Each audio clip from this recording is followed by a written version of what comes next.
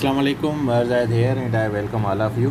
अच्छा, जीअं त पाण जेको आहे सो कल्ह पढ़ियोसीं राइबोसोम, ठीकु आहे। अॼु जेको आहे सो पाण पढ़ंदासीं पंहिंजो वैक्यूल। सेल जे अंदरि वैक्यूल जो कहिड़ो फंक्शन आहे, सही आहे। हाणे वैक्यूल्स जेको आहे सो इनखे तव्हां ईअं सम्झो त इहो स्टोरेज बबल हूंदो आहे, ठीकु आहे।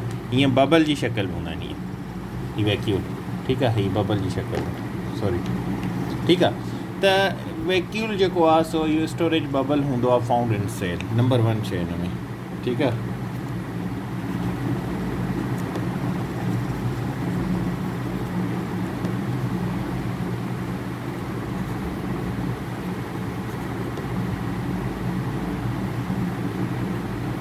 त हीअ सेल जे अंदरि पाण खे मिलंदो आहे हीअ जेको आहे सो स्टोरेज बबल्स हूंदा आहिनि, ठीकु आहे। हिकु न हूंदो, हीअ खोड़ सारा हूंदा आहिनि, ठीकु आहे।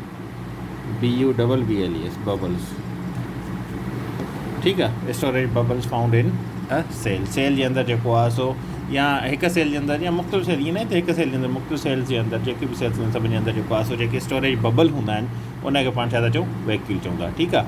हाणे इहे जेके आहिनि so both animal and plant cell ॿिन्हिनि जे अंदरि मिलनि था, ठीकु आहे।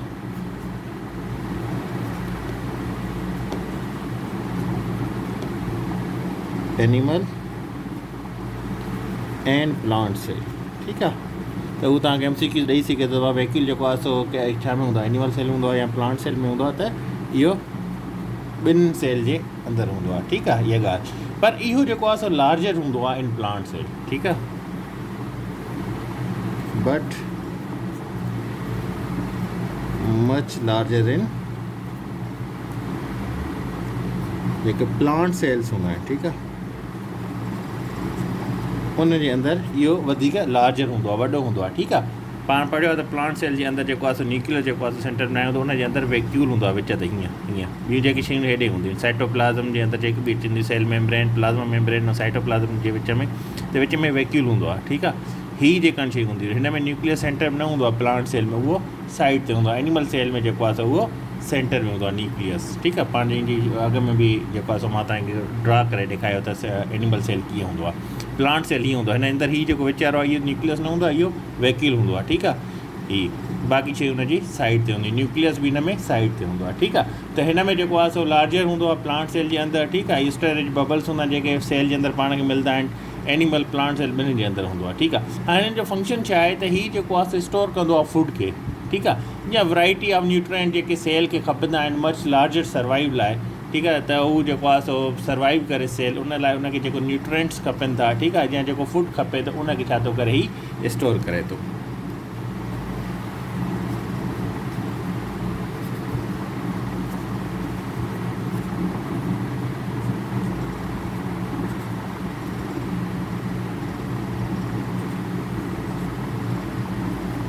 Required by cell for its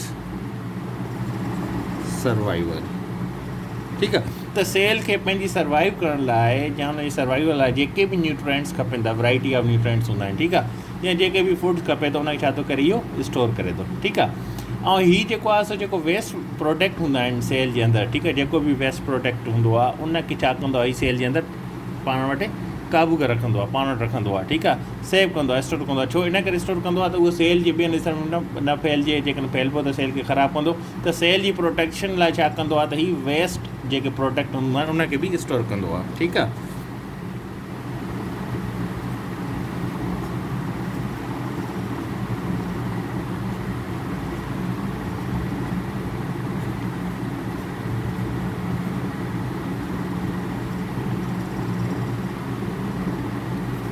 inside the sales, ठीकु आहे। त सेल जे अंदरि जेके बि वेस्ट प्रोडक्ट हूंदा आहिनि उनखे छा कंदो आहे, टेम्पररी टाइम लाइ पाण वटि सेव कंदो आहे, उन खां पोइ उनखे रिलीज़ करे छॾींदो आहे आउट ऑफ सेल, ठीकु आहे। हाणे स्ट्रक्चर जेकॾहिं पाण हिन जो ॾिसूं वैक्यूल जो, त इहो फेयरली सिंपल हूंदो आहे, ठीकु आहे। जीअं मां तव्हांखे ॿुधायो, इन जे अंदरि जेको आहे मेम्ब्रेन हूंदी आहे, उनजी जेकी सराउंडेड मास हूंदो आहे उहो फ्लूइड में हूंदो आहे, हीअं गोल मेम्ब्रेन आहे, ठीकु आहे। हेठि मथे बि थी सघे थो। इन जे अंदरि जेको हूंदो आहे फ्लूइड हूंदो आहे, पाणी हेठि वारी शइ हूंदी आहे, ठीकु आहे। हा, इन फ्लूइड में जेको आहे न्यूट्रिएंट बि हूंदा आहिनि, वेस्ट प्रोडक्ट बि हूंदा आहिनि, जेको पाण पढ़ी आयासीं, हिनखे सम्झो तव्हां, ठीकु आहे। त लेट सपोज़ हीअ बाबा सेल आहे, ठीकु आहे। प्लांट सेल हिन अंदर ही वैक्यूल आहे। हिन वैक्यूल जे अंदरि छा छा आहे, वेस्ट प्रोटेक्ट हूंदो आहे, ठीकु आहे, जेको बि सेल जो वेस्ट प्रोटेक्ट आहे उहो हिन जे अंदरि हूंदो आहे, जेको बि फ्लूइड नुमा शइ हूंदी आहे, ठीकु आहे, उहो बि इन जे अंदरि हूंदो आहे वैक्यूल जे अंदरि, ठीकु आहे, न्यूट्रिएंट्स जेके हूंदा आहिनि फ्लूइड में। हाणे प्लांट्स में जेको आहे सो जेके वैक्यूल्स हूंदा आहिनि उहे छा था स्टोर कनि था वाटर खे, ठीकु आहे। हाणे इहे जेके टाइनी वाटर बैग्स हूंदा आहिनि इहे छा कंदा आहिनि त प्लांट खे, इहे प्लांट्स में इन करे हूंदो आहे त उनजी जेकी जॾहिं बि को पौधो आहे या दरख़्त आहे, वणु आहे, उनखे जी जॾहिं बि छा चइबो आहे जो थी थिए ग्रोथ थिए थी, त उन में जेको आहे सो वैक्यूल में जेको बि स्टोर खाधो आहे या पाणी आहे उनखे सपोर्ट करे थो प्लांट खे, त उहो जेको आहे सो सर्वाइव करे या उहो वधे, ठीकु आहे, वाध वेज थिए उनजी, ठीकु आहे। इन करे इहे क्लोज़ली रिलेटेड हूंदा आहिनि वेसल्स में, जेके जेको आहे सो थ्रू आउट फाउंड पाण ॾिसंदा आहियूं सेल जे अंदरि जेके बि वेसल्स हूंदा आहिनि उन सां इहे कनेक्टेड हूंदा आहिनि, ठीकु आहे। हाणे हिन जा फंक्शन्स छा आहिनि,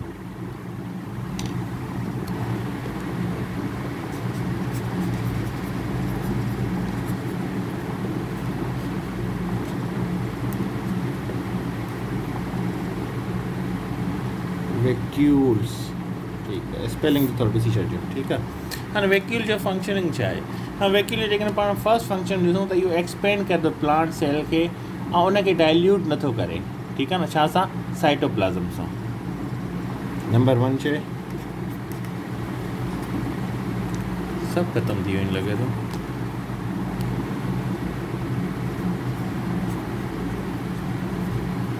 दे एक्सपेंड द प्लांट सेल, त प्लांट सेल खे हिकु त वाध वेज में एक्सपेंड करण लाइ, ठीकु आहे, उनखे मदद ॾींदो आहे, ठीकु आहे, नंबर 1 शइ, ठीकु आहे। ऐं उन खां अलावा छा थो करे, इहे शइ पाण अॻे पढ़ी आहियूं, राइट इन करे कयां थो तव्हांखे जेको आहे सो ॿीहर इहो कॉन्सेप्ट तव्हांजो अची वञे,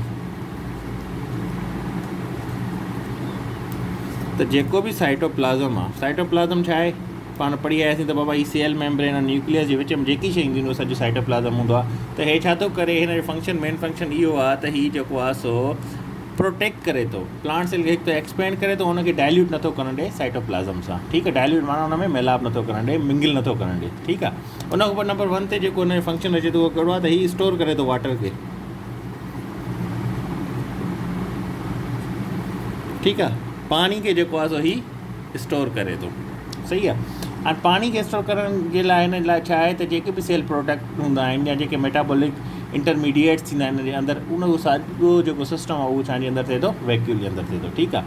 हाणे उन खां पोइ जेको आहे सो जेके बि प्लांट सेल आहिनि, ठीकु आहे, उन में जेको टर्गर हूंदो आहे उहो प्रोवाइड कंदो आहे, इंडिविजुअल प्लांट सेल खे हिकु टर्गर प्रोवाइड कंदो आहे उनजी सपोर्ट लाइ, ठीकु आहे। हाणे इहो छा कंदो आहे त इहो क्रिएट कंदो आहे रिजिडिटी, लीव्स जे अंदरि तव्हां ॾिसंदव न बिल्कुलु हिकदमि सां जेको आहे सो हिकु बिल्कुलु ईअं कंदा हुआ त फाटी पवंदो आहे, या उन में रिजिडनेस अची वेंदी आहे लीव जे अंदरि, यंग जेको पार्ट हूंदो आहे प्लांट जो, जेको नोच मतिलबु जेको नई जेको बि जेको आहे लीव जेके पैदा थींदा आहिनि उन में रिजिडनेस अची वेंदी आहे, ठीकु आहे। त उहा छाजे करे ईंदी आहे, उहा बि वैक्यूल जे करे ईंदी आहे, ठीकु आहे। त हीअ जेको आहे सो हिन में फंक्शन्स इहे ॿई आहिनि, उहा रिजिडनेस जी आहे, हिकिड़ी ॻाल्हि सम्झाइण लाइ आहे, हिन खे तव्हां सम्झी छॾियो त उहो बहितरु आहे, वधीक हिन में लिखण जी ज़रूरत न आहे, ठीकु आहे।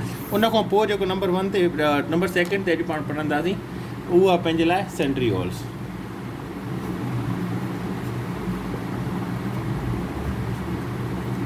सही आहे।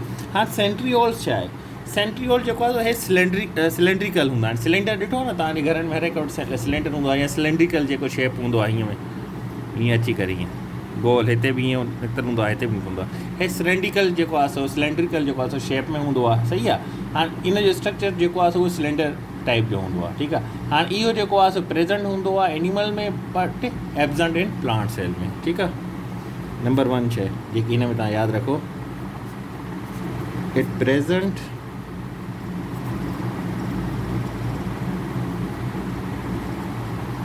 in animal cells but absent in plant cell। हाणे ही जेकी अथव न त छा में प्रेज़ेंट ऐं छा में एब्सेंट आहे, इहो हमेशह MCQ थींदो आहे। इहो जॾहिं तव्हां वेंदव न पेपरनि में हिनखे सही तरीक़े सां करे छॾियो, की तव्हांखे तंग कंदो आहे, छो त हिन में घणी शयूं अचनि थियूं न, घणी शयूं पाण मिंगल थी वेंदियूं, त पोइ तव्हां लाइ थोरो मुश्किल थी वेंदो। इन करे हिनखे हाणे इहो कॉन्सेप्ट क्लियर करे छॾियो त बाबा जेको आहे सेंट्रियोल जेको आहे सो एनिमल में हूंदो आहे, प्लांट में न हूंदो आहे। वैक्यूल जो तव्हां कॉन्सेप्ट वठी छॾियो न, वैक्यूल त हुन में आहे ई कोन प्लांट सेल में, और सॉरी हुन में प्लांट सेल में जेको आहे सो वधीक हूंदो आहे, स्टोरेज करे थो, वेस्ट प्रोडक्ट खे स्टोर करे थो, पानी खे स्टोर करे थो, पौधे जी जेकी वाध वेज थिए थी उन में उनजी मदद करे थो। त इन हिसाब सां न हिकिड़ो माइंड सेट करे ऑब्ज़र्वेशन पंहिंजी वठी छॾींदा कयो त जीअं तव्हांखे इहो MCQs किथे बि अची वञे, भले तव्हांखे साल खां पोइ किथे अची न, त इहो तव्हांखे हिकदमि सां क्लिक करे वञे त तव्हां पढ़ियो आहे इहो, सही आहे। ऐं डिटेल में पढ़ाइण जो मक़सदु इहो हूंदो आहे त तव्हांखे रटो हणो, उहो 2 ॾींहंनि खां पोइ, 4 ॾींहंनि खां पोइ, 8 ॾींहंनि खां पोइ तव्हां ॿीहर पढ़ो त तव्हांखे विसरी वेंदो आहे। पर जॾहिं तव्हां डिटेल में हिकु कॉन्सेप्ट सम्झंदा त उहो तव्हां हिकु लॉन्ग लास्टिंग पीरियड लाइ न तव्हां रिटेन कंदा आहियो हुनखे, ठीकु आहे। त हिनखे रिटेन कयो, हिनखे डाइजेस्ट करण जी कोशिशि कयो। हाणे 2 सेंट्रियोल्स हूंदा आहिनि जेके प्रेज़ेंट हूंदा आहिनि outer surface of nucleus. Nucleus जो जेको ॿाहिरियों सरफेस आहे उन ते 2 सेंट्रियोल्स प्रेज़ेंट हूंदा आहिनि, ठीकु आहे।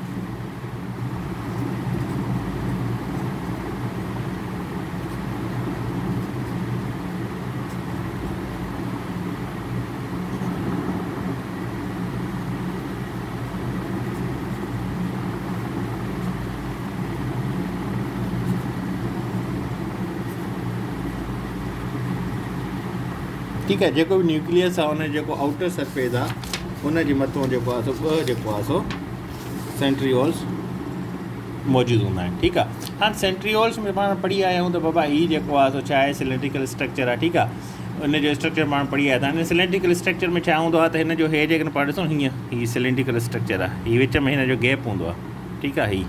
हाणे हिन में जेको आहे हिते टाइनी जेको आहे सो माइक्रो ट्यूब्यूल्स हूंदा आहिनि हिन में। हाणे हीअ 9 जेको आहे यादि रखण जी ज़रूरत न आहे, सिर्फ़ु सम्झो हिन में त बाबा हिन में माइक्रो ट्यूब्यूल्स अरेंज थियल हूंदा आहिनि सिलेंडर में, ठीकु आहे। उन में 9 माइक्रो ट्यूब्यूल्स हूंदा आहिनि जेके फर्दर वरी डिवाइड थींदा आहिनि 3 ट्यूब्यूल्स में। 2 उन मां जेको आहे सो सेंट्रियोल्स में प्रेज़ेंट हूंदा आहिनि राइट एंगल ते, 2 लेफ्ट एंगल से। इन में वधीक वञण जी ज़रूरत न आहे, सिर्फ़ु एतिरो तव्हां यादि रखो, ठीकु आहे। सेंट्रियोल जो स्ट्रक्चर त इहे सिलेंड्रिकल टाइप जो हूंदो आहे। उन खां पाण चवंदो फंक्शन छा आहिनि हिन जा सेंट्रियोल्स जा।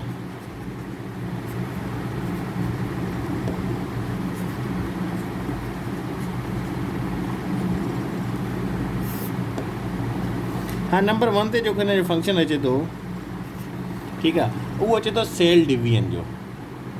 त हीअ जेके आहिनि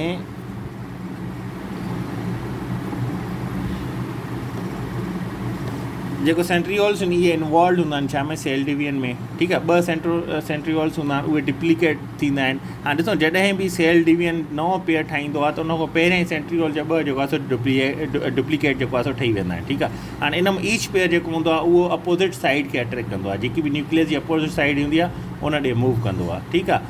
त इहो जेको आहे सो सेल डिवीजन बि सेंट्रियोल जो हिकिड़ो फंक्शन आहे। उन खां पोइ जेकॾहिं पाण सेंट्रियोल जो ॾिसूं त इहो it play very important role in furrow formation during cell division. त फिरो फॉर्मेशन जेकी थींदी आहे उन में बि इहे इम्पोर्टेंट रोल प्ले कंदो आहे।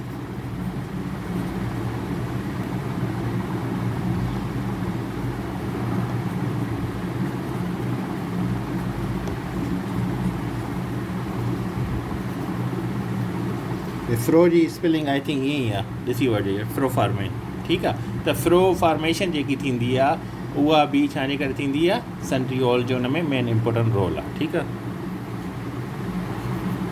फ्रो फॉर्मेशन पाण पढ़ी आया आहियूं अॻ में, इन जे करे हिनखे वधीक रिपीट करण जी ज़रूरत न आहे, न त उहो लेक्चर तव्हां ॿुधी वठो।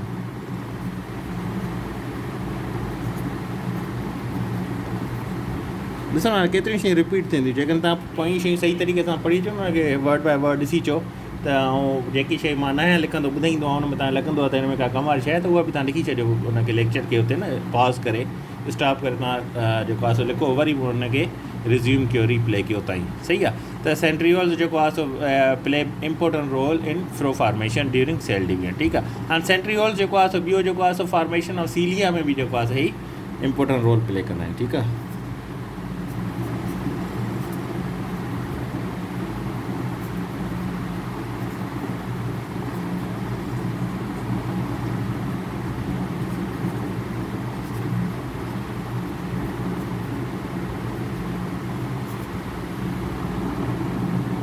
आई थिंक सी सां ई सीलिया, ये स्पेलिंग इलाही अर्से खां पोइ था असां पढ़ूं त इहो ॾिसी छॾियो स्पेलिंग। त सीलिया जेकी फॉर्मेशन थींदी आहे उन में बि मेन इम्पोर्टेंट रोल प्ले कंदो आहे, ठीकु आहे। त हाणे हिनखे मेन शयूं जेके यादि रखण जूं कहिड़ियूं आहे, वैक्यूल जेको आहे सो छा आहे, इहो स्टोरेज बबल्स हूंदा आहिनि, फाउंड इन सेल हूंदा आहिनि, ठीकु आहे। ऐं उन खां अलावा इहे ॿिन्हिनि में हूंदा आहिनि, animal cell and plant cell में हूंदा आहिनि। But are much larger in plant cell, ठीकु आहे। वैक्यूल माइट स्टोर फूड, ठीकु आहे, या एनी वैरायटी ऑफ न्यूट्रिएंट्स, ठीकु आहे, फॉर सेल सर्वाइवल, ठीकु आहे। त सेल जेको सर्वाइव कंदो हुन जे लाइ इहा कयो हूंदो आहे, ठीकु आहे। स्ट्रक्चर में पाण पढ़ी आहे थी फेयरली, इन जो सिंपल स्ट्रक्चर आहे जीअं पाण पढ़ियो थी, हिन मेम्ब्रेन हूंदी आहे सराउंडेड, मास ऑफ फ्लूइड हूंदो आहे, इन में वेस्ट प्रोडक्ट्स हूंदा आहिनि, ठीकु आहे। हिन में स्टोर वाटर इहो स्टोर कंदो आहे, टाइनी वाटर बैग्स हूंदा आहिनि हिन में जेके प्लांट जी ग्रोथ लाइ हुनजी सपोर्ट कंदा आहिनि, ठीकु आहे। तव्हां ॾिसो न, इहो सिर्फ़ु कॉन्सेप्ट तव्हां ज़हन में रखी छॾियो, तव्हांखे रटण जी ज़रूरत ई नथी पए, उहा रिटर्न थी वेंदी आहे। फंक्शन्स पाण पढ़ी आहे थी, एक्सपेंड कंदो आहे सेल प्लांट्स खे, प्लांट सेल खे एक्सपेंड करण में मदद ॾींदो आहे, ठीकु आहे। ऐं इहो डाइल्यूट करण खां बचाईंदो आहे साइटोप्लाज़म खां, जेके अंदरि वेस्ट प्रोडक्ट हूंदा आहिनि, त जीअं उहे सेल जे अंदरि वधीक न फैलिजनि, सेल खे नुक़सानु न ॾियनि, ठीकु आहे। स्टोर करे थो वाटर खे, सेल प्रोडक्ट में मेटाबॉलिक जेको सिस्टम आहे उन में जेको आहे सो हिन जो सपोर्ट करे थो। उन खां अलावा जेको आहे सो सेंट्रीओल्स आहिनि, इहे छा आहिनि सिलेंड्रिकल जेको आहे सो स्ट्रक्चर हूंदो आहे, इहे एनिमल सेल में हूंदा आहिनि पर प्लांट सेल में एब्ज़र्ड हूंदा आहिनि।